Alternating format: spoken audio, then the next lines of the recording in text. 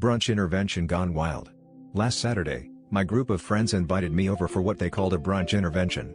Now, I should have been suspicious from the start, because nobody under 40 uses the word brunch without an eye roll, but my curiosity, and the promise of free food, got the better of me. When I arrived, everyone was sitting in a circle, looking like they were about to vote someone off the island.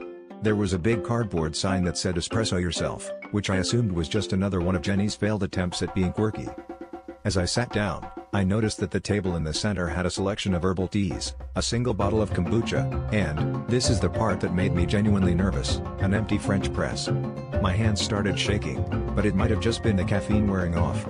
My friend Dave cleared his throat and said, "We're here because we care about you, and because your heartbeat sounds like a techno remix." They all went around sharing stories, like the time I tried to make espresso in a rice cooker, or when I told a Starbucks barista she was the bean to my existence. The intervention escalated when Jenny produced a chart titled Caffeine Consumption versus Social Decency, which plotted my mood swings against the number of empty coffee cups in my recycling bin. They even staged a dramatic reenactment of my morning routine, featuring Dave in a bathrobe frantically searching for coffee grounds while muttering, "Don't talk to me until I've had my 5th cup." I couldn't help but laugh, but I was also calculating if I had time to sneak out and hit a drive-thru before withdrawal set in. After an hour of heartfelt speeches and failed attempts to convince me that chamomile is just as good as coffee, Dave finally said, "Look, we'll let you go if you just promise to try decaf." I agreed, but only because they said there'd be coffee at the end.